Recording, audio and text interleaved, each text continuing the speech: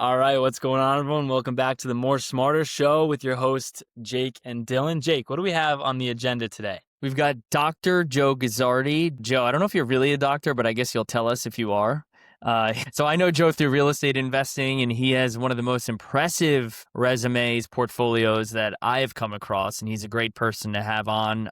So Joe, thank you for coming on and welcome. I appreciate you guys having me on. Thank you for the kind words. Jake, I know we've had plenty of conversations at multiple different events and stuff, so always a pleasure. Thank you. So are you actually a doctor? So yes, I am. I have my doctorate in physical therapy. Okay. I thought you were going to say doctorate in real estate.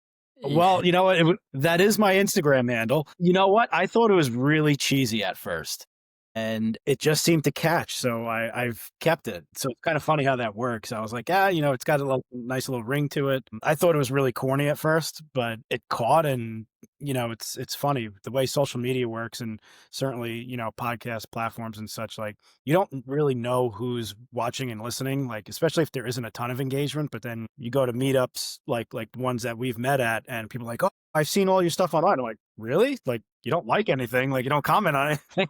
It's just funny how that works. But the name, I don't even know how I came up with the name. It just happened to be, hey, this is what I do. Well, you're a doctor, so it makes sense. Yeah, I actually love it. I didn't know you were really a doctor. It makes a lot of sense. Yep.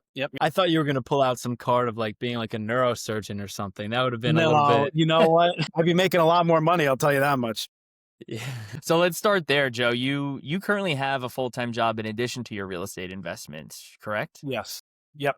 So I've gone That's back great. and forth. Yeah. So I've gone back and forth where I've been mostly full-time. Then I kind of went to part-time, and, I was really trying to focus on like the agent side of things and some wholesaling. And for whatever reason, the agent and the wholesaling world, for myself at least, I recognize that that's something that really needs like full-time investment. And when you have two kids, even a job where you're working 25 to 30 hours, that's very challenging to do, at least in my opinion. And it could be just a skill set thing too. Maybe it's, we all have different skills. So I haven't really been totally what I would consider successful in that. So I'm sticking with the buy and holds and just working my 30 to 35 hours a week in my W-2 as a PT at the moment. So that's some more smarter. So you're both working with a salary plus real estate investments, plus you mentioned you do a little wholesaling and realtoring as well. So can you talk about where your investment portfolio is at today? So today I have roughly about 70 doors or units, however you'd like to classify them. So, and I say doors, 70?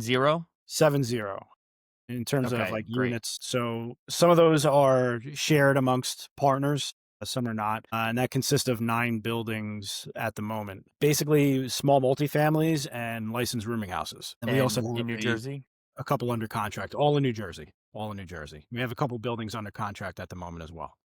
So how did let's go back though. How did you get involved in real estate? Obviously that's a big climb going from 0 to now 70 doors. Did you start off just being a doctor and then you were like, oh, what's this real estate thing about? Or how did that kind of evolve? So it's funny, and there's a lot of like newsworthy items that come up in healthcare these days. From a physical therapy perspective, ever since day one of myself working, I've always had phone calls or stuff in the news about the reimbursement for physical therapy is decreasing this year, or Medicare is reducing the reimbursement. And it's like not once has it gone up, and I've been practicing for almost 14 years. So after seeing that trend for just like 2 to 3 years, you start seeing like, hey, what am I going to be doing, years from now? What does this look like 20 years from now? What does it look like 30 years from now? Certainly there's student loans. There's other costs, obviously, that we all have throughout life, right? So I knew that I had to do something else. One of those things was, my wife and I have been married for, it was just our 10-year anniversary. But going back, we had our oldest at the time, who was around 1. Yeah, he was about 1. Once you have a kid, you realize like the house gets really small really quick, all their toys, the playpen, like all that stuff. So we started exploring the idea of getting a larger home, but in order to supplement the cost of what a new mortgage would be on a much higher price of a home, keep in mind this is right before COVID, or a little bit before COVID, we figured, hey, like a 2-family would probably be a really good idea. So that's what we started looking into. Once again, this is 2019, and things just weren't panning out. Like we weren't getting the offers that we wanted. We weren't really finding anything that we wanted to move into either. And in talking with my loan officer, he's like, have you ever considered a rental property? And I'm like, funny enough, that's not a bad idea. So you start going to Bigger Pockets, down the road to Bigger Pockets, and the YouTubes and the other podcasts that are on, all these different platforms. And, it was like, you know what? We pulled the house off the market. We decided, hey, let's just stay in the home. My wife was tired of cleaning after every showing of people coming to look at the house. And we decided to do a cash out refinance. And we wound up buying a 3-family right next to, right in Asbury Park, essentially. And, real estate's a lot like getting a tattoo. Once you get one, you want like a lot Yeah, more. you're addicted. Not that I'm not. I have no tattoos, but I had a feeling you were getting there. I know Yeah, you're addicted yeah. now, so that makes So, sense. so we used a good chunk of that cash out refinance funds, which by the way is tax free. By the way, I'm speaking about more and smarter. So, right. So, now I have some funds left and I'm thinking, how do I get my next one? So I talked to a buddy of mine. You start talking to, the agent who I used at the time, and you get introduced to other people. And we wind up buying another 3-family down in Atlantic City in December of 2020. So that was now my second one. The first one, by the way, we closed 3 weeks before COVID, that first 3-family in Asbury Park. So that was fun. Thankfully, not too hurt off on that, specific to COVID. And then, you're at the point where it's like, hey, I have no money. How do I get more without any money? Right. So, I joined a group. They had me get my real estate license and, kind of learned how to find a deal, fund the deal, know about how to putting the deal together and all those things. And I grew and scaled pretty rapidly. And then I don't want to say it came to like a screeching halt, but I wound up selling off a good portion of those because of the partnership that I was forming with those original folks who were my mentors. And now I've kind of just been starting to do some of these things more on my own and handpicking my partners, and kind of taking everyone through, I don't want to say a rigorous process, but for me, like a vetting Yeah, process of who I work with, because honestly, that's important. You need to know what it's going to look like at the end. And you need to be working with people of good character and, people who have the same wants and needs as you, but maybe not the same skills. So totally. that's where we landed at today. Okay. So wait, when you first bought those 2, 3 families, did you have partners, or it was all on your own based on the HELOC? So the first one was myself and technically my wife. It was our funds from the primary house. The second one, my buddy Matt and I, we split 50-50 on in Atlantic City, and we liked that area at the time because that specific property was actually very close to Stockton University, and we thought, hey, if this turns even close to something like Rutgers is, it's going to be really special, and Totally. it's actually proven to be pretty well too, because we just did a second lien on that property, and it's helping us buy our fourth one together down in AC. Nice. That's So it's awesome. What I'm noting right here though is you working more smarter on your second purchase. So, like right out the bat, you're saying I need to find a way to finance these faster, and you bring on a partner. So what was that? Is that kind of exactly how it was? I need to find a way how to buy more of these, and this is the fastest way is finding a partner, or what was the thought there? so a lot of times, people will say sometimes that you shouldn't be telling everyone what you're doing, and you just put your head down and go. And if you start telling people what you're doing, then it's people are going to start talking and this and that. They're going to start getting in your ears saying that you're crazy, or they're going to give you their opinion on things and how their poor experiences usually are. And I kind of did the complete opposite, and it wasn't necessarily intentional in the beginning. I was just telling a lot of my friends on what I was doing. One of my buddies from school, we decided to go in together on it. We had, we were in the same fraternity for 6 years. He took a leap of faith with me, and I took a leap of faith with him, and it's been working since. It's been working for now 5 years. I have a business with my frat bros too. Highly recommend. Good times.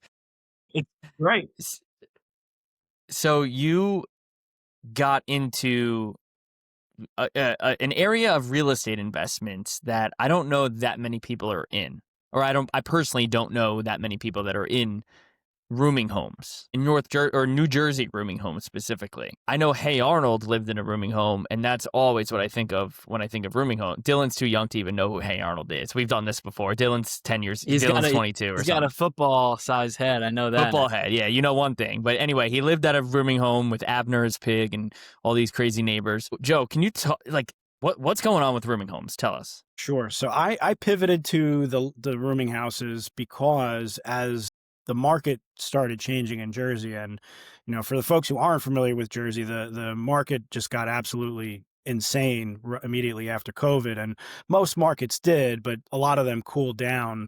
New Jersey, quite frankly, hasn't. But the price and the combination of the price and the interest rates, in addition to the type of buyer, in my opinion, who was buying small multifamilies, started changing.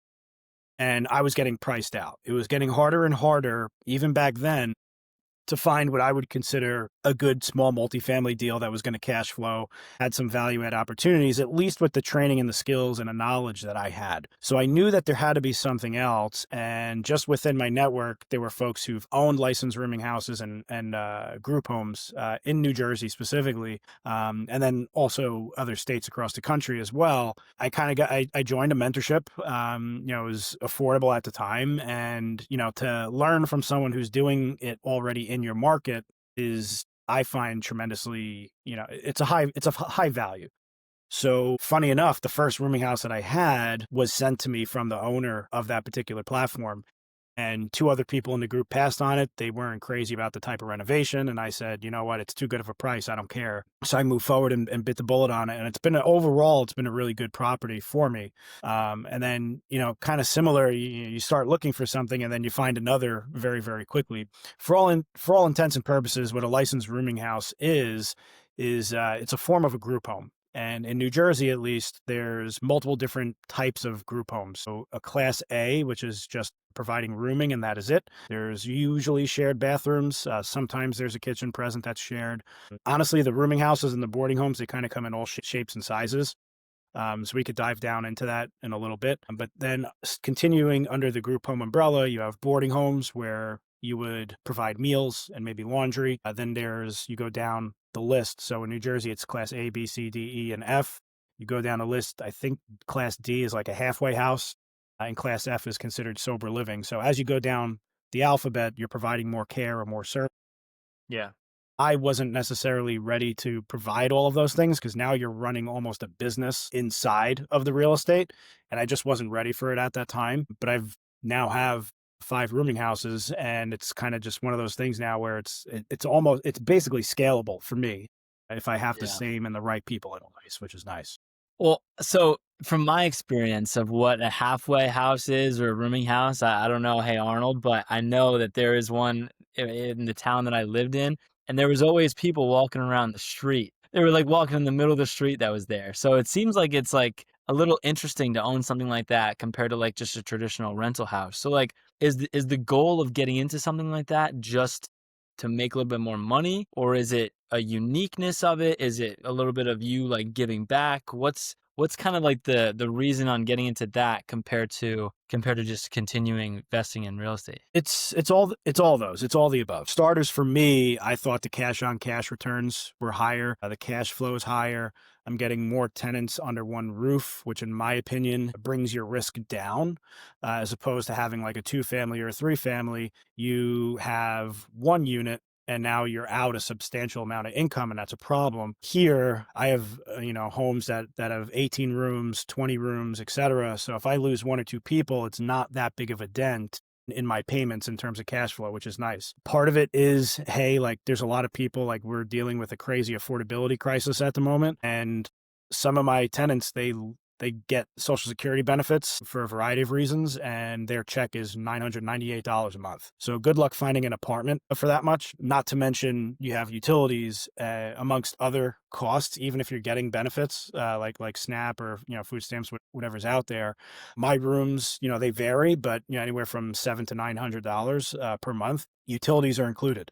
So it's a little bit of a different cost for some of these folks. And, to your point about the tenants, there's quite a wide range. So yes, I've personally invested in like the C class, C minus ish class neighborhoods traditionally, even with like the 2 to 4 unit properties. So for me, the type of tenant in terms of what you're dealing with on a day-to-day basis is kind of the same. It's not really a whole lot different, whether it's personalities, the way they treat the property, et cetera, sometimes, and I'm painting broad strokes. But, generally speaking, I'm dealing with the same kind of person, which was, I wanted to make it familiar to me, but also find a way to scale. But there's other folks that I cater to too. So veterans, for example, folks that have a history of abuse or reentry, so past criminal So, history. how do you know how much to charge for a rooming home? You learn by seeing what other people are putting out there. I'll tell you that much. And Well, what you other just kind of search the web and talk to other owners? so just there were a few different inputs that I see. So for starters, when other people are marketing their rooming house, or I'm getting their information from, like, let's say, a wholesaler or another agent. Maybe someone's looking to list their rooming house. I'm looking and seeing what those numbers are. I'm getting feedback from social services, which is a referral source for me. So when we started renting rooms down in Camden, and we put the benchmark there at like 750, and the director came out because they do site visits, and she's like, "Oh, so and so not so far away is charging almost 1,000." I said, Nice, "Okay," nice.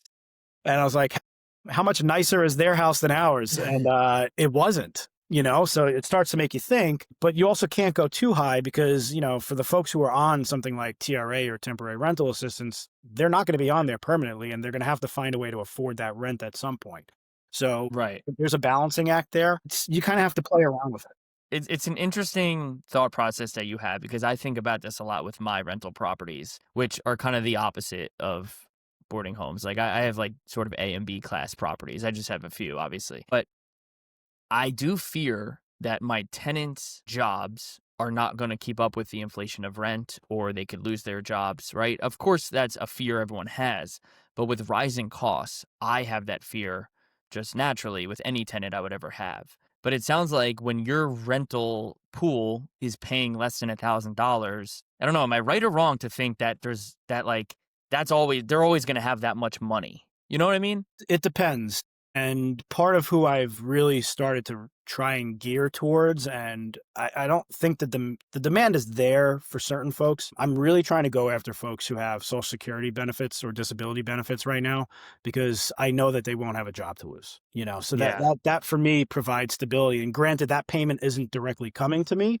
The person still needs to pay me after they receive their check, which comes on the first, the third, the fifth, whenever it is. For me, it's a little bit more stable. And unfortunately, at least in New Jersey, Section 8 doesn't do rooms, which is crazy. And I think, maybe, just thinking down the road, 5, 10, 15 years, depending on what happens politically and all these governments and whatnot, like, maybe that's something that continues. Maybe it's something that never comes. I don't know. But I know in Philadelphia, Section 8 pays for rooms down there. So as rough as that tenant pool and landlord tenant law situation is, that might be something for me to consider, because if I can get a lot of folks in a building, if it's a big enough building, 10, 15 people, and there's Section 8, and I know at least the rent is, I don't want to say guaranteed, but close to it, that provides me a whole lot more stability, because there are folks, like, my eviction rate is definitely higher on the rooming houses than the 2 to 4 unit properties. Hands Yeah. hands down, it's Of it's course. That's the pretty give and pretty take. decent. Yeah. But, Yeah.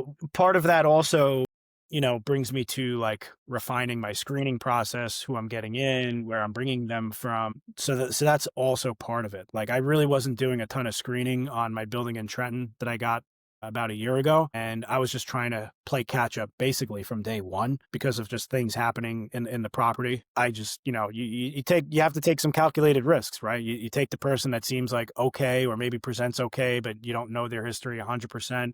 And the next thing you know, they're ripping your cameras out. They're causing ruckus. They're gambling other people's rent money away. And, I literally evicted half my house over the last 4 months or so. Is so Thankfully, let's it's gone now. But, that was one of those things where it's, that makes you look back and say, hey, what do I need to do differently? And we Yeah. started changing Yeah. something side for sure. Nice. So let's dive into that a little bit more. You worked more harder to start. You had to go through the struggle of evicting people and, having the tenants that will rip your cameras out and stuff. What's the new screening stuff that you do that you've seen a little bit more success with? So a couple different things. When I first bought, just to rewind a second, I bought the property, and it was basically I bought it as what was supposed to be a 1031 exchange. And I bought it at a price that was essentially only going to work if it was turnkey. And I knew that going in, and I'm the only one on that property. I don't have any partners on it. It's just me. So because the building presented so well, and the owner presented himself well, and the owner knew the agent, and the agent knew my agent, like, everyone was playing along really well. So I felt very good about it. And I don't think he was hiding anything by any means, but Unfortunately, when you start to turn on the heat and, the boiler looks and was replaced like 3 to 4 years ago, and it's leaking, and the cast iron is cracked after 4 years. That's not supposed to happen. So, when you get hit with an 18 grand bill right off the bat, that's no easy pill to swallow. So it's constantly playing catch up. You're putting your own spin on things, etc. So, that leads to bringing people in that, maybe aren't the best fit, but you need the money. So you kind of go down that rabbit hole a little bit. Forgive me, I forgot your question. It was related to the evictions. No, all good. So yeah, you were pretty much going into how more problems lead to more problems. Big It big can. problems lead to more problems. But when you are now looking at a more smarter way of screening tenants and getting people in there, what's been like something that's been beneficial for you when Right. when looking at these people? Right. So what I've done was essentially we replaced the operator who happened to be the prior owner's grandson or relative. So he wanted to leave anyway, which was fine. So we replaced the live-in operator, which is required in the state of New Jersey for a licensed rooming house. And I brought in outside property management for it. And he actually had found a live-in operator that's been like a super for buildings of like 50 to 100 units and other apartments in Monmouth County and other parts of Jersey. So we basically have new in-house management. I have new offsite management, and there aren't many property management companies that will take on a rooming house. But he was currently managing one down in Atlantic City. And I said, shit, if he can manage one down in Atlantic City, then Trenton shouldn't be an issue at all. So I took a leap of faith on him, and it's actually been working out pretty well. So he's doing some background screenings on the folks who were able to. Essentially, other folks were working with social services, and we're just asking better questions on, hey, what's this person history? Did they just get out of prison? Were they from a rehab facility? Just kind of asking a lot more questions instead of just kind of working off the eye test, which is essentially what myself and the prior operator were doing. And trust me when I tell you, the eye test is important. It can't be the sole piece of Yeah. the puzzle. Right. Because there are folks who will talk a certain way, they'll appear a certain way, they'll come late, they may come early, they may have a stench on them. Like there's a lot of different things just to factor in with that, just from the eye test. See how they walk, see how they move. You kind of know, like if someone's had a history of something, kind of tell, at least for me, like how they're moving and walking to an extent. And maybe that's stereotypical, but like you could kind of Yeah, it's part of it. Yeah. certain things. So it's kind of like the street smarts part of it. But now we're also looking into certain folks. So if anyone who's coming in paying cash, like they're doing the background check hands down, we're making sure that they got solid employment for the most part. So let's stay on operations here because as much as we love talking real estate, it's not a real estate podcast. It's a business strategy podcast. So let's shift into the operations of how you're running this while also having a job and a family and all these 70 units. So you mentioned this super, like how are the operations working with all your homes? So basically, the way you will live and die by your operator. And I truly believe that. So if you have someone who is on site and responsible and isn't going to go behind your back and do things or say things, then that's the person you want. And he's your eyes and ears, or she, whoever it is your eyes and ears on the ground. If there happens to be any issues, whether it's maintenance, someone causing a ruckus in a house, like all of that goes to him first and they handle it. And if they So can't he's a handle it, then tenant, like he lives there for free. Like how does that like tell us the details? yeah. So it varies. Some folks, depending on the size of the building, will live for free. Other folks will pay like a discounted rent. Okay, The cool. gentleman that's there now in my Trenton home, we gave him 2 to 3 months free because there was a lot of work that had to be done to pass for the reinspection from a licensing perspective. But then he's going to be paying about half the rent moving forward. Okay. So But he's like that's your our trust. yeah, so he has a good deal. You underwrite him and his discount, Hmm. obviously, when you're buying the home. But Yep. now this is basically an employee for you. This is your CEO, it sounds like. And this is why these deals make sense. It can.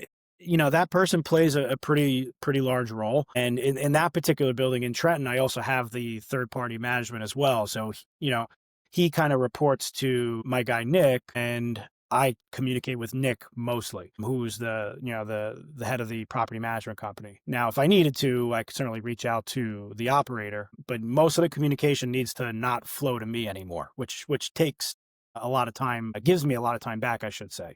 Some of the other buildings, I just kind of live and die by the operator, and I make sure that there's someone solid in there. And generally speaking, the operator is one of the few people who communicate with me, and that's it. So my building in Riverside, one of my smaller ones in Camden, I just communicate with the operator, and that's it. Unless there's something like major going on, or if someone has a complaint, that's the operator isn't responding to, then they'll reach out to me. But it's always the first line of communication goes to the operator first for all the other tenants. Got it. So for me, this is like a relatively new part of real estate that I don't really have any knowledge in.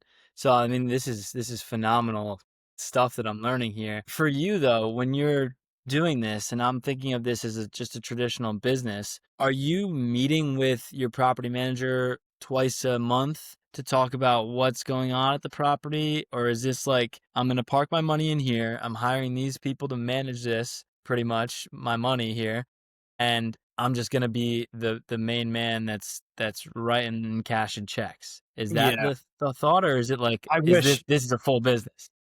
I wish. Yeah, I mean, the first month of them taking over that property, I probably communicated with the property manager every single day. It was probably rare that I didn't, because there was a lot of stuff happening.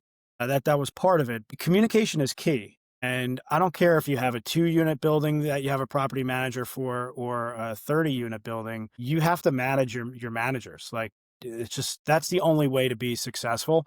And trust me when I tell you, like, I've hired and fired quite a few property managers because, and for a variety of reasons, but like, I can't be like, if I'm hiring someone, I cannot be the go-to. I refuse to be the go-to for the tenants if I'm hiring someone. So I had a two side by side, two families, just as an example, down in Atlantic City, and the property manager. And I think part of it was I'm a small fish at that point. Like, I only had 4 doors, and these people are probably managing, buildings that have 100 units. Like, they weren't responsive to calls. Work that was done was extremely pricey, in my opinion. So my hunch is she was taking a cut of whatever contractor they were subbing out, Definitely. which is fine. Like, if that's a business model, I'm not hating on it. Like, Yep. that's a part of this. But Yep. like, for me, on two families that were side by side, and then, like, things weren't getting done or being done correctly, I was like, well, if I'm going to be the point person here, I might as well pay myself for what I'm doing. And that's what I did. I actually created another LLC, property management company. Mindset Property Management now Nice. manages those 6 doors down in AC, and I'm paying myself. So is it you? Yeah, is it you, or do you have an employee for that? It's me, but I just, like, the communications, like, if a tenant needs something, comes to me, but I don't, it's 2 hours away. I'm not going down there.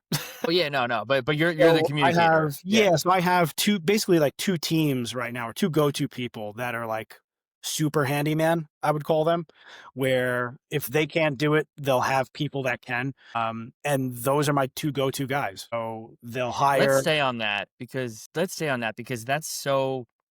Uh, okay, I do HOA property management, so I'm not in the rental property space, Mhm. but I'm a rental property owner, and I feel like I would never hire. Now I'm only at a few doors. I'm not at 70, but still, I think even if I grew to 70, I would never hire a property manager to manage the rentals, because the most important piece is that super handyman. Like, the most value a property manager can give me is knowing that handyman. So if I know the handyman, then I'm good. Mhm. Is that Agree. dumb? No, I couldn't agree more. And that's why I refused. I really, like, I had a couple of different property managers, and for one building, I wound up selling, so I didn't need him anymore. And it's a shame because he was awesome. But the others, like, I just kind of got away from it. It's not necessary. Like, if you have all the people, like, if you have an electrician, if you have a handyman, if you have someone who could respond to something in a relatively quick period of time, even if it's just to get their eyes on it, you don't need the property manager, especially today. There's so many systems and everything online with rent collection. Like, you don't need someone to knock on the door to collect rent. Like, you Right. don't need to do it. And that's partly why I've shied away from hiring really anyone. For me, it's an extra pair of hands in terms of getting to something if it's important, like an inspection. It's leveraging their network. And it's also, for some instances, having another, like, shield, like a barrier between me and the tenants. Yeah. And I want to clarify my comment. That's for me and probably you too, because we're in real estate. So if Hmm. I just had a full-time job and didn't know what I was buying and was just a passive investor, then that's different. So not everyone is going to be true to that. But for me, I communicate with people all the time with repairs Hmm. and vendors and things like that. So it's just nothing for me. Yeah, yeah. It's an added expense for no reason if you were to do it. Yeah. Just there's no need. And I would encourage people like if you're getting into real estate, like you kind of want to have a mentor and, well, you do want to have a mentor, but you want to have someone that could kind of guide you in certain scenarios and things like maybe that property manager is someone, or maybe it's just like another agent that, you have a relationship with to bounce ideas off of. But it is like, if you're not going to be available all the time, like it's good to have that person in the beginning until you kind of learn to deal with some of the BS and you learn your systems, you learn what you like, what you don't like. And then you could kind of go on your own and not really have to deal with anyone. Because look, at the end of the day, it could be anywhere from 8 to 12% just on like a long-term rental side. And then forget it. If you go to Airbnb or short-term rentals, I mean, they could turn your Airbnb unprofitable very quickly. Yeah, that's right.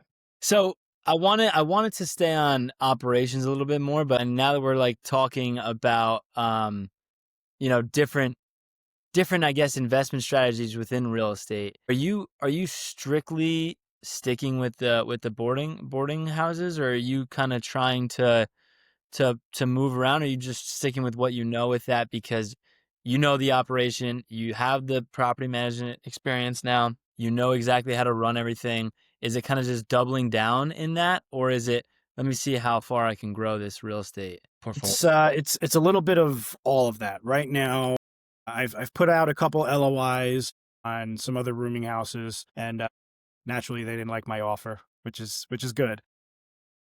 So Yeah. I am looking to get into another one. And then I started exploring other types of homes out of state, specifically Pennsylvania and specifically the areas that are like right across from Trenton, right across from the areas where I have my properties currently. So I'm in Mercer, Burlington, and Camden counties in New Jersey, which is kind of like the southwestern side of things. I want to be in the area of Pennsylvania right across from that. And Pennsylvania is just a lot more lax in terms of regulations. The price of real estate in certain areas is a lot less also. So I've started to explore that avenue. And specifically, I've come across a few sober living homes, and I still need to learn a little bit more about them. Having said that, the reimbursement slash rent income, whatever you'd like to call it, is significantly higher. So, when you look at a building that's got 14 rooms or 14 beds, licensed for 14 people, whatever it is, and you see what the price is, and yes, you may have to have a hire that's living in there 24/7. Maybe there's other supplemental staff that you may need, but you see the income on a bed that's maybe like 2 to 3 grand a month per person. We're talking a game changer for scale. Right. So that's something I've started to look into, but I am still looking to rooming houses as well. So you're throwing out LOIs, which means letter of intents, which is basically an offer to purchase. So do you think to yourself like, okay, I'll buy that house, but that's going to create X amount more of work for me and take away X amount more of time away from me and my family and my job? Or does that algorithm not cross your mind when it comes to this type of investment? It does. It does. I think a lot of it depends on the opportunity and what's out there. And, there was a period of time when I was really going through it on that Trenton deal, probably about 6 to 9 months ago, where I was like, I'm good with the rooming houses. Like, I don't need another one right now. It was getting that bad.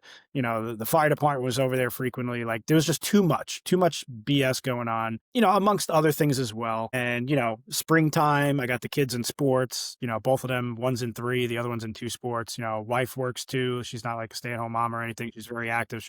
She's a great cook. If it wasn't for her support, I wouldn't be doing any of this. I'd probably be out on the curb somewhere, living in one of my rooming houses. That it definitely plays a role, but I'm at a place now where it's like, hey, things are kind of stable. I have systems in place. And if I were to go out to Pennsylvania, like I reached out to someone else who has a group home out there. She deals with younger girls. I want to say her type of group home. I forget exactly what it is, but she also lives in South Jersey, but her home is right across in the same areas that I'm looking in Pennsylvania. So I messaged her the other day. I was like, hey, I'm looking at these two homes. Why don't we do a tour of some of my properties?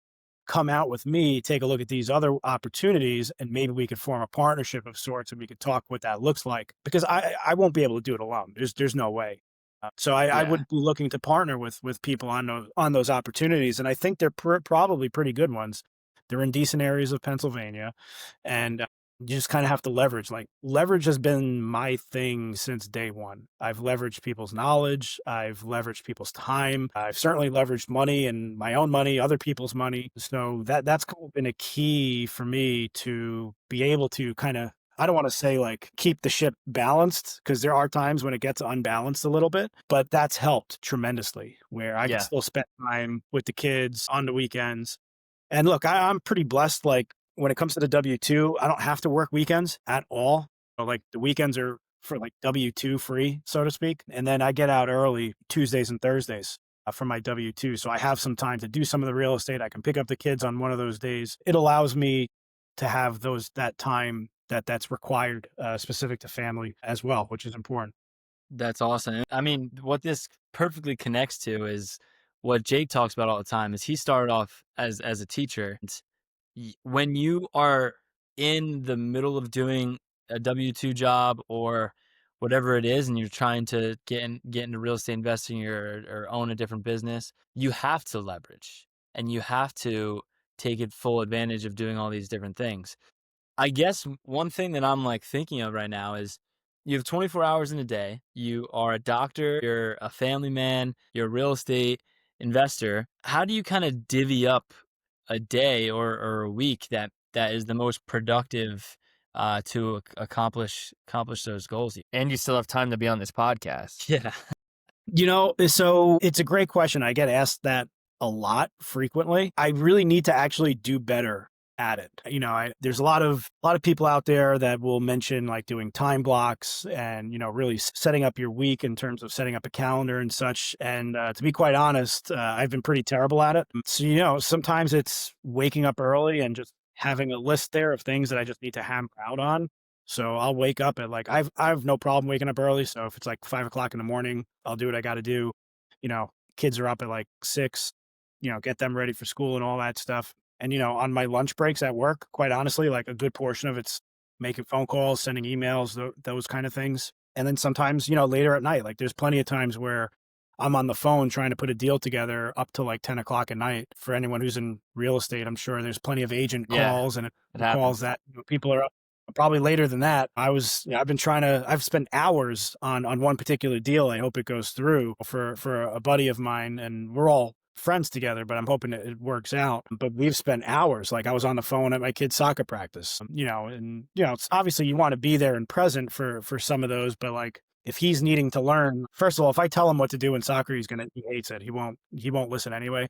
So it's better that I talk That's a on the phone and I typical just watch. dad, though, Yeah. right? I never want to listen to my dad in baseball, and yeah. Yeah, yeah. So, I'm not going to stand there and yell at him and tell him what to do from the sidelines anyway. So, there's opportunities there to take some phone calls and such. Look, there's plenty of times I'm texting, whatever it is back and forth, if I'm at work, like it happens, getting ready for work, you're sending messages back and forth. It's just kind of one of those things where, I don't like multitasking a ton, but sometimes, you do to make it work. If there's something seamless in the background, like making your lunch and putting food in the microwave, like I could text while I'm doing that. Like it's not that big. Yeah.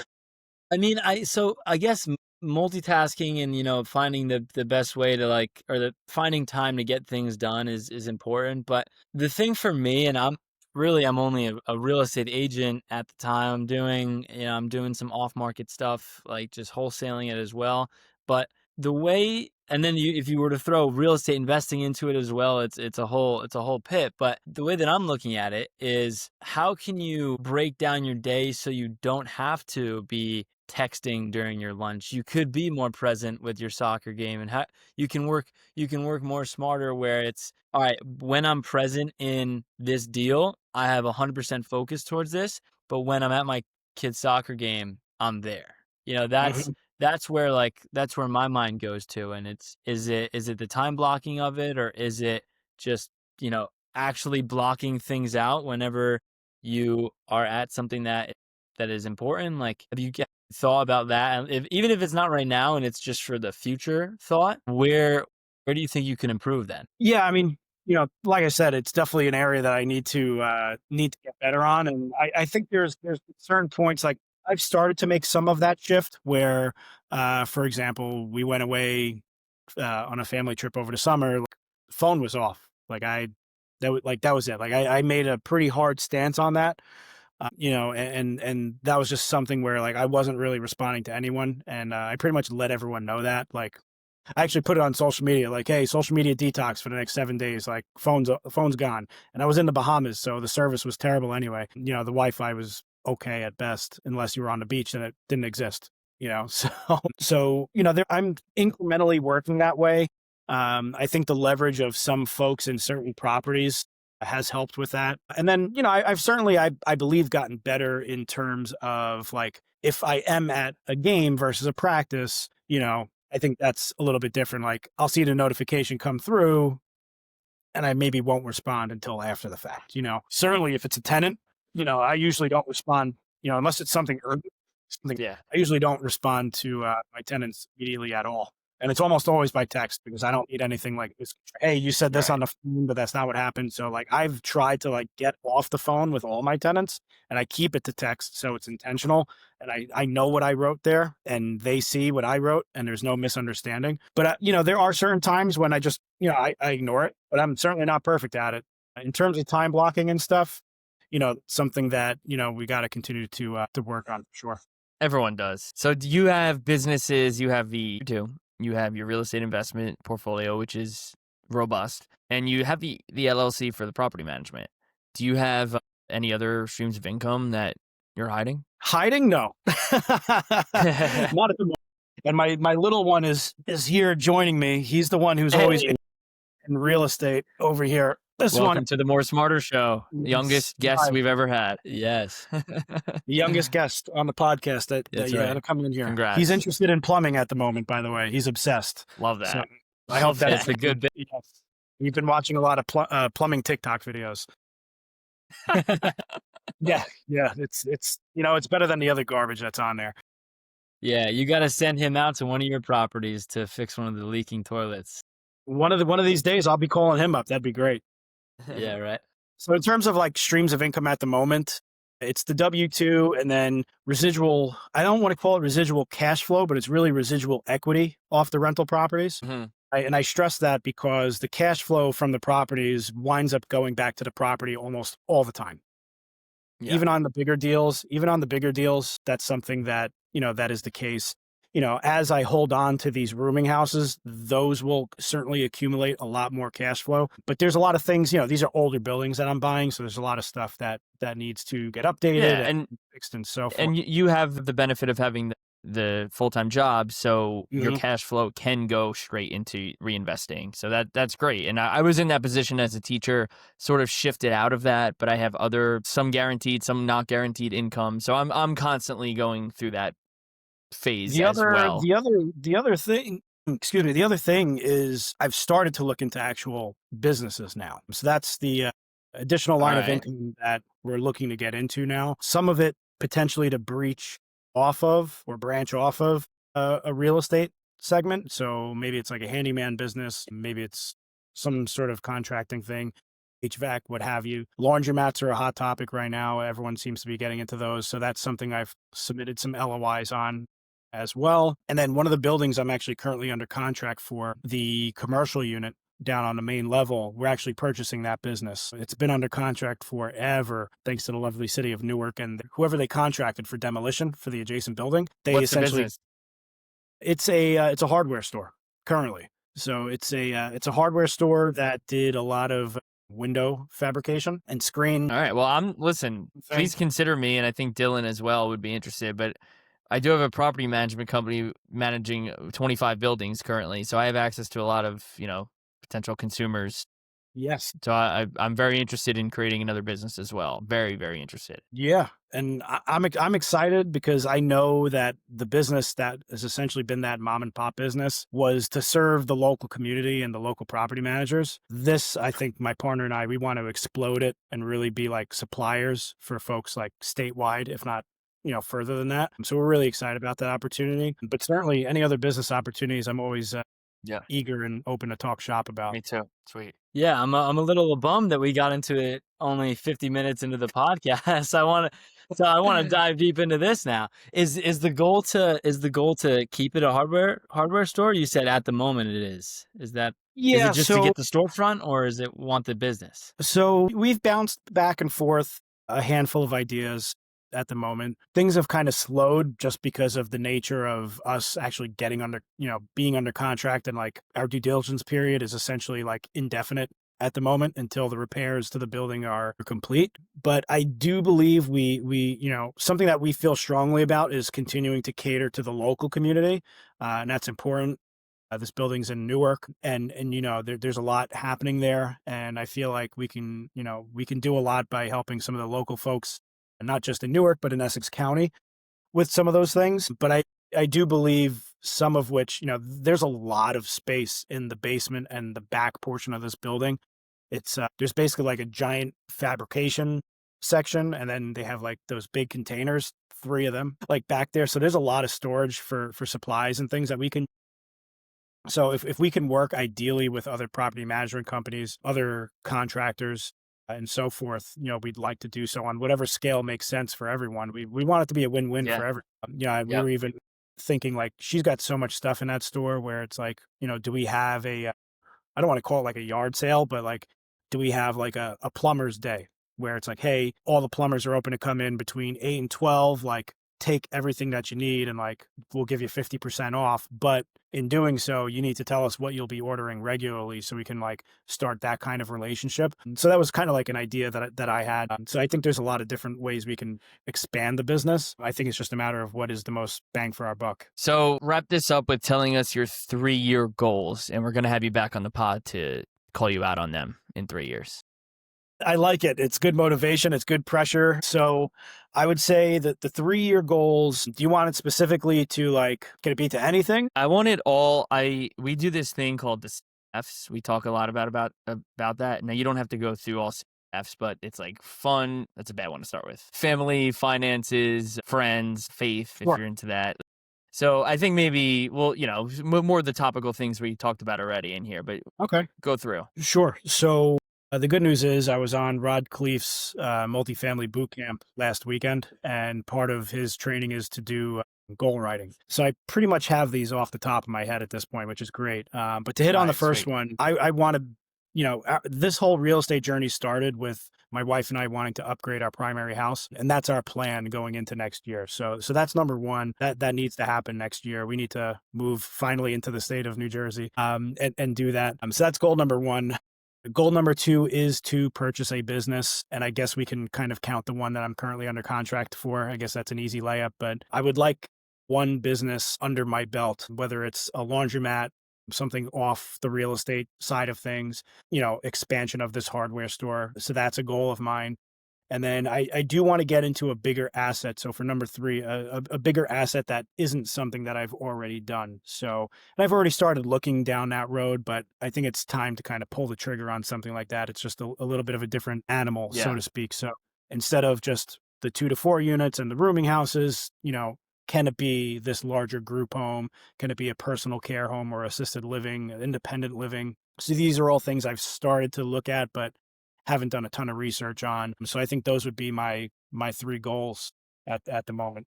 Well, you got 3 years. Time's ticking. Let's go. No pressure. I Yeah, appreciate it. right.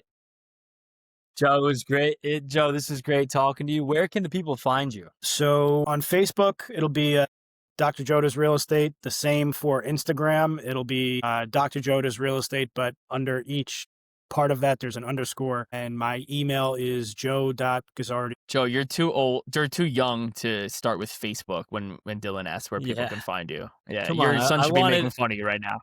Facebook isn't a thing anymore. I mean, to be honest, It I only is, use but it come on. for real I estate wanted to know purposes. your Snapchat handle, actually. Yeah. No That's what we Snapchat, want. but That's I what forgot the TikTok of all OnlyFans. things. TikTok Yeah. as well at Dr. Joda's Real Estate. There you go. That's the most Yeah, trending there we one. go. Sweet.